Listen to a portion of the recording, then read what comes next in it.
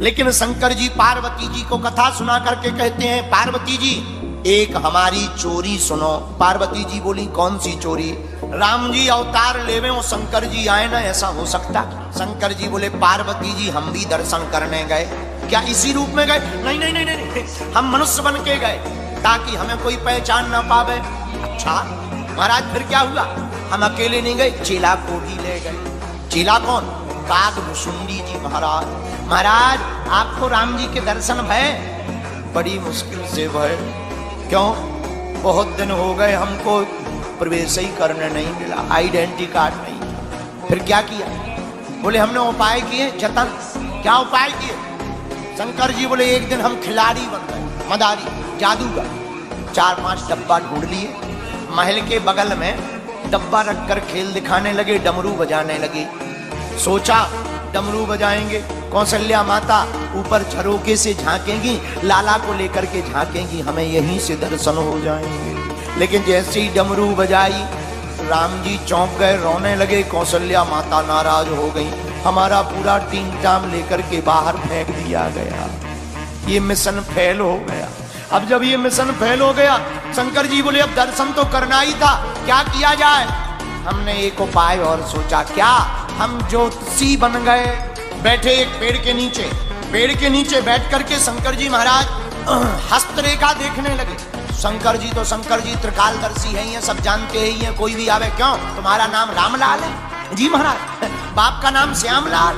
अरे गुरुजी तुम तो बहुत जानते हो, जरा हाथ देखो। हाँ तुम्हारी पत्नी का नाम सविता देवी है। लड़ाई चल रही है आजकल। जी गुरुजी सही पहचाना।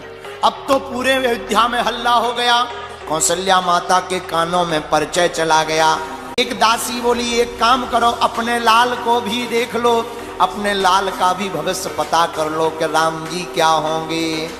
एक दासी दौड़ती दौड़ती आई और आकर के शंकर जी के चरणों में प्रणाम करके बोली आप हमारे साथ चलो, राजमहल में तुम्हें हमारे कौशल्या नंदन का हाथ देखना, हस्तरेखा। अच्छा चलिए। कागभुशुंडी जी बोले काम बन गया। गुरुजी बोले चलो चेला। सामान लिया, प्रवेश भय। जैसे ही प्रवेश भय तो कागभुशुंडी जी को रोक दिया, एक ही लोग जाएंगे अंदर। रानी के महल में 2 लोगों का प्रवेश वर्जित है। कागभुशुंडी जी बोले अब हम क्या करें? शंकर जी बोले यहीं रुक जाओ। कागभुशुंडी जी आंख दिखा के बोले अगर आप भीतर गए हमें ना ले गए पोल खोल देंगे। शंकर जी बोले क्या पोल खोलोगे? हम लोगों को बता देंगे कोई ज्योतिषी नहीं है, शंकर जी हैं, गड़बड़ हो जाएगा। शंकर जी बोले भैया ऐसा मत करो, पोल मत खोलो। तुरंत शंकर जी पहरेदारों से बोले सुनो हम तो हस्तरेखा देखते हैं, हमारा चेला और ज्ञानी। क्या ज्ञानी है? बोले वो तो पांव की रेखा देख के जानता है। माता जी से पूछो केवल हस्तरेखा पर दिखवानी है या पैर रेखा पर दिखो? पैर रेखा भी दिखवानी है। कौशल्या माता ने कहा अगर चेला इतना ज्ञानी है तो चेला को भी ले आओ। कागभुशुंडी जी बोले जय हो गुरु जी, बहुत खतरनाक हो। शंकर जी बोले तुम्हारे गुरु जो ठहरे, चलो भीतर। अंदर गए और जैसे ही अंदर पहुंचे राजद्वार में चारों लल्लाओं को तीनों माताओं ने डाल दिया, पर राम जी को गोद में रख दिया। रघुनाथ जी को गोद में देखा। जब शंकर जी की गोद में राम जी आ गए तो हाथ को शिष्य कागभुशुंडी जी ने पकड़ लिया। जैसे ही शंकर जी ने राम जी को देखा, सरकार के रूप को देख करके मौन हो गए, चुप हो गए, कुछ बोल नहीं रहे। 2-3 मिनट हो गए। कौशल्या माता ने मन में कहा दासी की तरफ इशारा करके, तुम तो कह रही थी ये बहुत जानते हैं, ये तो मौनी बाबा हैं, हमें लगता गूंगा बहरा है। राम जी ने सोचा कहीं माता जी बाबा जी को परेशान ना कर दें। सोई हमारे रघुनाथ जी ने क्या किया? भोले बाबा की दाढ़ी पकड़ करके हिला दिया। छोटे से तो यही है, गोद में बैठे दाढ़ी को पकड़ कर हिला दिया। सोई जाग गए, खूब महिमा का मंडन किया। आहा शंकर जी को दर्शन भय बड़े आनंद के साथ में। और जब दर्शन हो गए तो आगे फिर भगवान का नामकरण संस्कार रखा गया। बोलो सीताराम। राम महोत्सव के 1 महीना सूर्य भगवान गए नहीं। बोले क्यों? सूर्य भगवान कहते हैं ये हमारे वंश में आए, सूर्यवंशी है, इसलिए दर्शन करने का हमको ही लाभ मिलेगा। हवन हुआ, धुआं फैला, लुकती छिपती रात भगवान के पास पहुंच गई। रात लुकती छिपती गई, भगवान के पीछे जाके रोने लगी। भगवान ने पीछे मुड़ के देखा, कौन है? कौन है? पीछे से आवाज आई, महाराज मैं हूं रात। राम जी बोले रात तुम यहाँ क्या कर रही? रात बोली अब यहाँ ना करें तो क्या करें? क्या बात? रो क्यों नहीं? रात बोली महाराज 1 महीने से सूर भाई साहब जा ही नहीं रहे, अब वो जाए तो हम आए, वो जा ही नहीं रहे, और महाराज उन्हीं को दर्शन का लाभ मिल रहा, हमें दर्शन का लाभ नहीं मिल रहा। राम जी बोले चिंता मत करो, रात तुम मनहीन मत करो, हमारे दर पे आके रो मत। एक बात बताओ, तुम बहुत ज्यादा गहरी कब होती हो?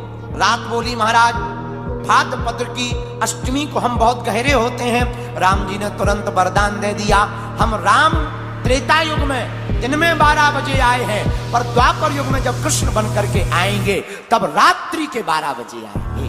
तब तक चंद्र पहुंच गए। महाराज हम भी परेशान हैं, क्यों? सूर्य भगवान जा नहीं रहे, हम हैं चंद्रमा, हम रात को आएंगे और आप सूर्य वंश में आए, इन्हीं को दर्शन मिलेंगे, और आपने द्वापर युग में रात के समय अष्टमी की रात का वचन दे दिया, तुमने रात को आओगे। तब तक चंद्र पहुंच गए।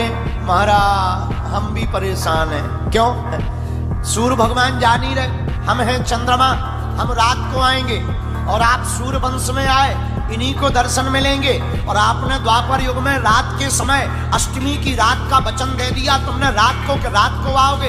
उस दिन हम नहीं मिलेंगे, हम छिप जाएंगे। 15 दिन घटते हैं, 15 दिन बढ़ते हैं, हमारे साथ तो अन्याय हो गया, हम तो परेशान हैं। चंद्रमा बोला हम तो आत्महत्या कर लेंगे। राम जी बोले आत्महत्या मत करो, टेंशन मत लो, तुम बताओ क्या चाहते हो? सरकार हम आपके चरणों में जगह चाहते।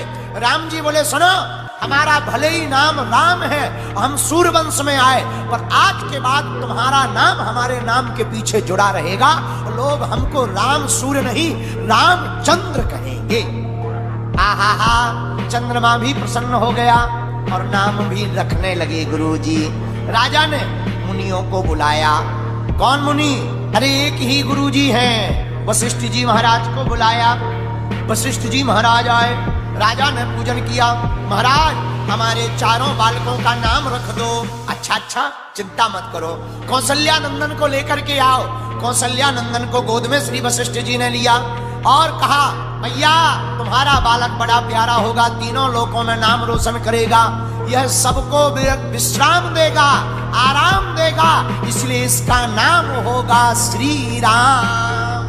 बोलो रामचंद्र भगवान की।